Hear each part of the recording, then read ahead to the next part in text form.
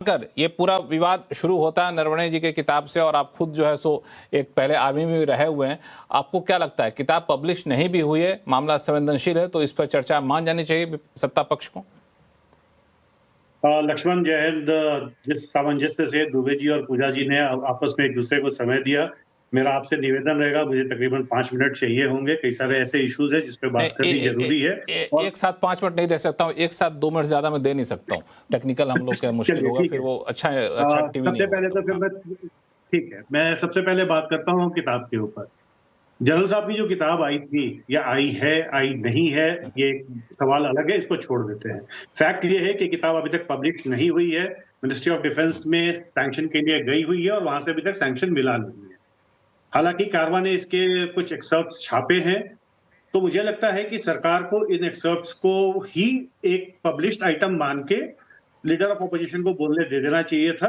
क्योंकि मैं पहले भी मेरा ये स्टैंड रहा है, कांग्रेस के जो हमारे नेता हैं, नेता प्रतिपक्ष, वो भाजपा के सबसे बड़े प्रचारक हैं। भाजपा ये क्यों बार बार भूल जाती है? उनको क्यों नहीं मौका देती बोलने का? जब वो बोलते हैं अपने आप अपनी पोल खोल देते हैं। तो मुझे समझ में नहीं आता कि सरकार उनको रोक क्यों रही थी। सरकार के पास ये बहुत बढ़िया मौका था कि वो श्रीमान राहुल गांधी जी को बोलने देती। राहुल गांधी जी के पास 2-4 शब्दों के अलावा कुछ बोलने को नहीं होता। अगर मैं आपको बता रहा हूं, अगर प्रधानमंत्री ने बोला हो, मुझे नहीं पता कि इसमें कितनी सच्चाई है नहीं है, बिकॉज जनरल नरवणे ने इस चीज को अभी तक ऑथेंटिकेट नहीं किया है, और वो इकलौती पर्सनैलिटी है जो इस चीज को ऑथेंटिकेट कर सकते हैं कि उन्होंने अपनी किताब में छापा है या नहीं छापा है। लेकिन अगर मुझे कोई ये बोलता है कि जो उचित लगे वो करो, मतलब तुम बॉस हो, उसके बाद मुझे कोई और ऑर्डर लेने की जरूरत नहीं है। मुझे फुल फ्रीडम मिल गई है, और अगर ये फुल फ्रीडम मुझे अगर पॉलिटिकल बॉस से मिली हुई है, तो उसके बाद मुझे कुछ देखना नहीं है। और अब थोड़ा फैक्ट्स के ऊपर आ जाते हैं। सरप्राइजिंग ये है कि बहुत सारे लोग, इनको गलवान और डोकलाम का फर्क नहीं पता कि गलवान कहाँ है, डोकलाम कहाँ है, गलवान कब हुआ, डोकलाम कब हुआ। आज सबके सब डिफेंस एक्सपर्ट बने हुए हैं। हमारे वो टैंक वहां क्या कर रहे थे कैलाश ऋषि पे, अगर हम तैयार नहीं थे? कैलाश ऋषि के पीछे से जब एनिमी टैंक्स आने शुरू हुए, उस समय हमारे टैंक्स वहां ऑलरेडी मौजूद थे। तो ये क्या हमारी तैयारी नहीं थी? मैं इससे ज्यादा डिटेल में फौजी बातों के ऊपर नहीं जानना चाहूंगा आपके चैनल पे। दूसरी बात करते हैं, जो आज बहुत ही मजेदार बात ओम बिरला जी ने की। ओम बिरला जी ने कहा कि प्रधानमंत्री की सुरक्षा पे खतरा था। संसद के अंदर, लोकसभा के अंदर जहां इतनी सिक्योरिटी है, तो फिर ओम बिरला जी की पूरी सिक्योरिटी सेटअप क्या कर रही है? पहला सवाल। दूसरा सवाल, ओम बिरला जी क्या इंगित करना चाहते थे? ओम बिरला जी ये इंगित करना चाहते कि जो 3 महिला सांसद थी, वो अपने नारी होने का कुछ ऐसा फायदा उठा के प्रधानमंत्री के साथ दुर्व्यवहार करना चाहती थी? एक मेरा सवाल है। दूसरा, अगर इसके अलावा कुछ और वो कर सकती थी, तो ओम बिरला जी के पास जहां से भी खबर आई, संसद की विशेषाधिकार समिति के मुखिया होने के नाते उनका पूरा हक बनता है कि वो इस चीज को देश के सामने लेके आए और ये बताएं कि देश के सामने लेकर के आए, और बिल्कुल इसके, हाँ बिल्कुल इसकी इस साजिश को लेकर के इसकी जांच कराएं, अगर ऐसा कुछ इनके पास जानकारी आई थी तो। सज्जन जी हमारे साथ जुड़ चुके हैं। सज्जन जी, इस पूरे डिबेट, हाँ जल्दी से बात अपनी खत्म करिए। 10 सेकंड और दीजिएगा। जहां तक भाषा की बात हुई और मुद्दों की बात हुई, आज अगर आपको संसद में मैं एक चीज बताऊं, जिस तरीके से हमारे लीडर ऑफ अपोजिशन की भाषा तो माशाल्लाह है ही है। आज हमारे लीडर ऑफ गवर्नमेंट की जो भाषा थी, क्या एक सिख व्यक्ति से अगर कोई दुर्व्यवहार करता है तो सिर्फ उसके सिख होने के नाते सारे सिखों का अपमान हो जाता है? क्या उड़ीसा के किसी एक व्यक्ति से कोई दुर्व्यवहार करता है तो क्या सारे उड़िया लोगों का अपमान हो जाता है? तो ये विभाजक पॉलिटिक्स जो है हमारी कब तक चलेगी? और बस आपका ध्यान इसी चीज के साथ लाना चाहूंगा, जो हमारे यहाँ जातिगत और दलगत राजनीति और जो हमारे यहाँ धर्म की राजनीति का जो 5 मिनट मांगा था शुभांकर, 3 मिनट हो गया, इससे ज्यादा मैं समय दे नहीं सकता। सज्जन जी इसका जवाब आप दीजिए, फिर मैं जाऊंगा जफर इस्लाम साहब के पास, कई सारे सवाल उनकी तरफ इंगित है। लक्ष्मण जी, एक बार सवाल आप ये कर दें। हाँ, बेसिकली शुभांकर ने कहा कि जिस तरीके के भाषा का इस्तेमाल किया गया वो भाषा अशोभनीय थी, और दूसरा, अगर प्रधानमंत्री के खिलाफ कोई अप्रिय घटना की साजिश थी तो उसको सार्वजनिक किया जाए, फिर उसकी जांच कराई जानी चाहिए थी। नहीं, बिल्कुल सही बात है, और शुभांकर जी की बात से मैं सहमत हूं, क्योंकि ये अभी का ही प्रकरण नहीं है। आप देखें तो संसद में बहस का स्तर जो है वो अभी गिरा है। जब मैं स्तर की बात कर रहा हूं तो मैं देश के आजादी के 1950, 60, 70, और इस पे अरुण शौरी जी ने 90 के दशक में लिख दिया था कि डिक्लाइनिंग लेवल ऑफ डिकेड, और वो अभी और ज्यादा। और इसका कारण यह है कि जब समाज में जिस तरीके से प्रतिक्रिया बढ़ती जा रही है, तो संसद उसी का रिफ्लेक्शन है, हमारे प्रतिनिधि उसी के रिफ्लेक्शन। अब देखिए इसमें बात कहां से आती है, अगर आप डिटेल में जाएं तो जो भाषा का प्रयोग है नेता प्रतिपक्ष की तरफ से, और सबसे आपत्तिजनक है कि किसी को आप ट्रेटर कह रहे हैं, ये उचित नहीं है भाई। आपकी एक ये कोई असंवैधानिक है, आप एक पार्टी से सहमत है नहीं है, आप जाते हैं, और कांग्रेस के इतिहास में तो फिर श्री राजगोपालाचारी से लेकर जगजीवन राम सबके सब ट्रेटर हो जाएंगे अगर उस तरीके से देखा जाए तो। और दूसरी तरफ अगर आप देखें तो बीजेपी और सत्तारूढ़ पार्टी में और प्रधानमंत्री में भी एक चीज देखने को मिली कि जब वो अपने कार्यकाल की उपलब्धियों को गिनाते हैं तो सही में उसमें बहुत डेटा होता है, डिटेल होता है, लेकिन हर संदर्भ में नेहरू को लाना, कांग्रेस को लाना, वो थोड़ा बहुत तो चलता है, लेकिन वो जब एक प्रक्रिया बन जाए तो लगता है इसकी जरूरत नहीं है, कि पॉलिसी के साथ एक एडवर्सेरियल पॉलिटिक्स को बार बार ऑथेंटिकेट करने की जरूरत नहीं है। 11 साल अपने आप में एक रेफरेंस है। अब जरूरी नहीं है कि नेहरू के जमाने में क्या हुआ, अभी क्या हुआ, वो चुनाव के वक्त समझ में आता है। तो भाषा का स्तर क्या, रही बात प्रधानमंत्री का लोकसभा में नहीं बोला, मुझे लगता है कि इसका कुछ और भी रास्ता निकल सकता था, क्योंकि संसद जो है सदस्य वो कोई फिदायीन तो है नहीं कि ऐसी स्थिति थी कि टाली नहीं जा सकती थी।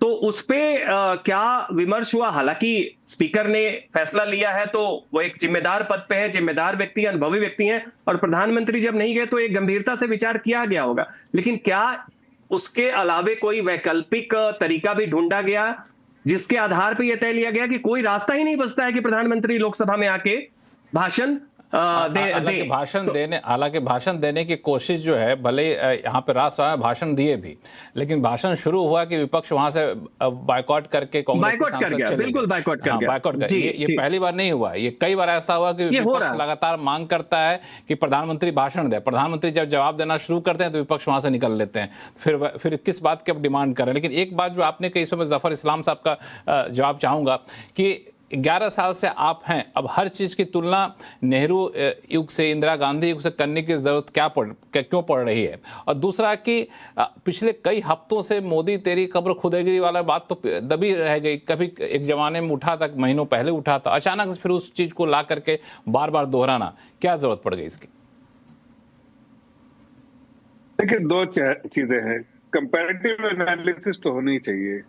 पिछली सरकारों ने क्या किया है, किस तरह से देश के साथ जो है जो करना चाहिए था वो नहीं करके, लेकिन परिवार के लोगों के लिए, परिवार से जुड़े कुछ लोग, मैं नहीं कहता पूरा कांग्रेस पार्टी इसका बेनिफिशियरी है, लेकिन परिवार से जुड़े हुए चंद लोग, जो वो लोगों ने देश को लूटा है और परिवार को उसका लूटने का जो है फायदा पहुंचाया है। इसलिए रेफरेंस में, और इसलिए परिवार की आंखें बंद रही, देश हित में करने के फैसले के बजाय उन्होंने उन चंद लोगों के हित में और परिवार के हित में फैसला किया। कुछ चीजें अनजाने में की हुई, इसलिए कि उनके दे वर ऑलवेज सराउंडेड बाय साइकोफेंट्स, वो अपने फायदे की बातें जो है इनसे मनवाते थे। लेकिन एक लीडर की क्या जरूरत होती है जब वो देश चला रहा है, कि हर वो चीज करे जिससे देश हित में फायदा हो, उस हर दिशा में। जैसे मैं आपको कन्विक्शन के साथ ये बात कह सकता हूं कि जितने भी पॉलिसी इनिशिएटिव लिया गया हो, जितने भी 2014 से, उसका जो केंद्र होता है ना, वो देश की जनता होती है, बेनिफिशियरी देश की जनता। अगर देश की जनता को फायदा नहीं है तो वो रद्दी का पेपर हो जाएगा, उसको फाड़ के फेंक देंगे। लेकिन प्रधानमंत्री का बिल्कुल साफ नतीजा, देश हित में देश की जनता को मजबूत करने वाले, उनके हाथ को थाम के उनको मजबूत बनाना। इसलिए तो 25 करोड़ जनता जो है गरीबी रेखा के बाहर आ गई। आज देखिए, आज मैं कुछ बाहर के लोगों से इंटरेक्ट कर रहा था, जो ग्लोबल इन्वेस्टर्स आते हैं, अक्सर इंटरेक्शन होता है मेरा उनसे। उन लोगों ने कहा, फर्क बता रहे थे ग्लोबल इन्वेस्टर्स, बड़े बड़े संस्थाओं के ग्लोबल जो इंडिया में निवेश करते हैं। मेरा बैकग्राउंड ऐसा है कि मैं उनसे पहले तो चर्चा में रहता था, अब मैं राजनीति में तो फिर भी लेकिन चर्चा में मिलता हूं। उनका नजरिया देश के बारे में बदल गया। उनकी जो एक लीडरशिप है जो बिल्कुल, और एक सरकार जो स्थिर सरकार है, जो एक स्टेबल गवर्नमेंट है, पॉलिसी इनिशिएटिव है, स्ट्रक्चरल रिफॉर्म्स है, बड़े बड़े मुद्दे जो आसानी से देश हित में पास कर दिए जाते हैं, और उसका फायदा जो है पूरे दुनिया को दिखने लगता है कि ये मजबूत देश हो रहा है। आज जिसका वहां तक तो ठीक है, वहाँ जफर इस्लाम साहब, वहाँ तक तो ठीक है, आपने डेटा दिया है कैसे हमने बैंकों की हालत सुधारी, कैसे इकोनॉमी की हालत सुधारी, कैसे गरीबी दूर किया, ये डेटा सारा दिया, सरकारी कंपनियों की हालत कैसे बेहतर, यहाँ तक तो ठीक था।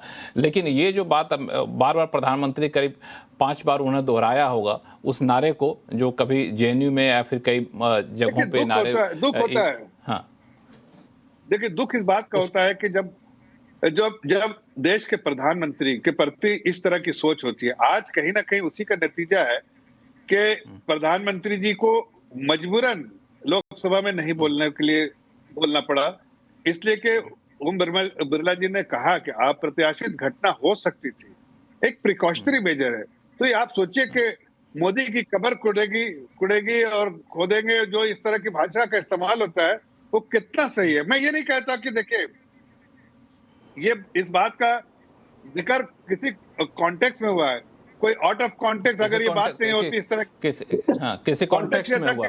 आज आनंद दुबे जी, उसका कोई बात वैसा अदरवाइज नहीं है, लेकिन कॉन्टेक्स्ट में हुआ, जो सोर्सेज से इंफॉर्मेशन आया उसको मद्देनजर रखे हुए इस बात का जो है जो उल्लेख करना जरूरी था, इसलिए क्या होगा प्रधानमंत्री जी ने।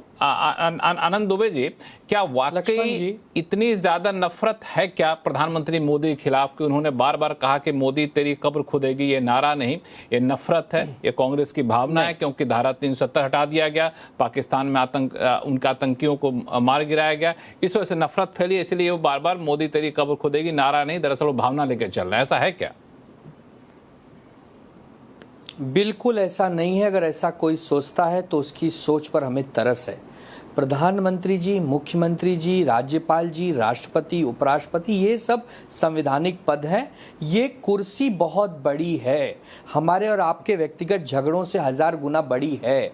लक्ष्मण रॉय जी, आप इस सदन के आज अध्यक्ष हैं। मान लेता हूं कि आप ओम बिरला हैं और इस सदन में 5 नेता बहस कर रहे हैं। बहुत खूबसूरत ये बहस हो रही है, करोड़ों दर्शक इस समय पूरे भारत में आपकी बहस देख रहे हैं। ऐसी बहस देश के संसद में हम क्यों नहीं देख पा रहे हैं? क्या कमी है? 2 व्यक्ति के ऊपर प्रश्न चिन्ह हमेशा क्यों उठ रहे हैं?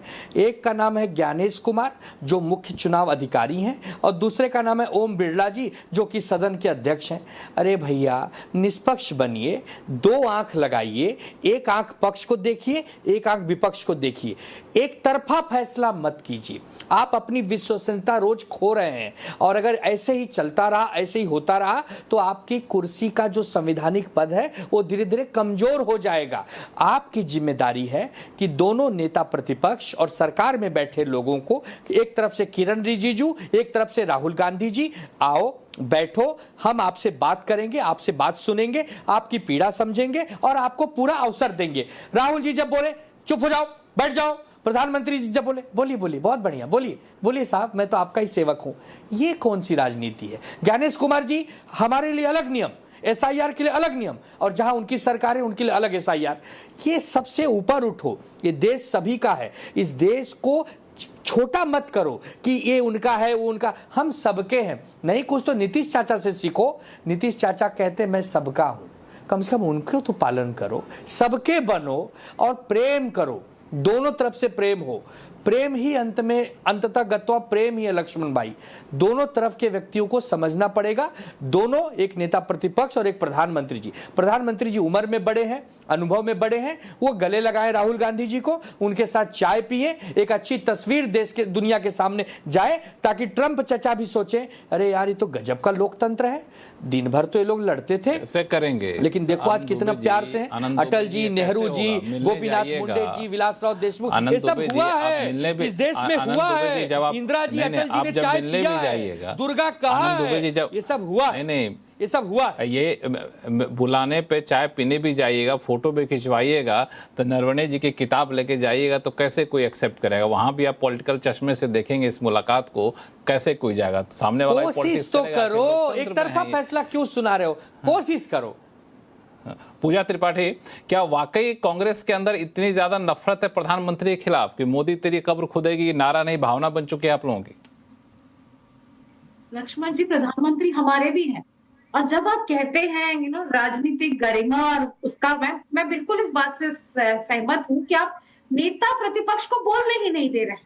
वो नेता प्रतिपक्ष जिनको आप 10वीं सीट पर बैठाते हैं जब रिपब्लिक डे फंक्शन होता है, वो नेता प्रतिपक्ष जिनको लोगों के नेताओं के बाल बच्चे कुनबा परिवार के पीछे बैठा दिया जाता है।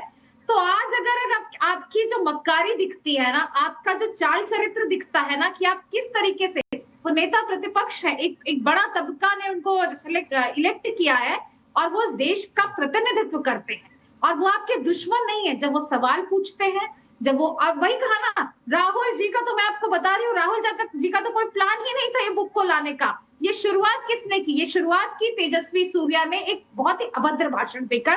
और फिर वही बात, ओम बिरला जी उनको कुछ नहीं बोलेंगे, नो नो नो नो, ये चलता है जब कांग्रेस के सांसद उठते हैं, आप नहीं कर सकते, ये आप सदन के खिलाफ करें। और वही निशिकांत दुबे जी भक्ति गीत गा रहे थे और उनको कोई कुछ नहीं कहा।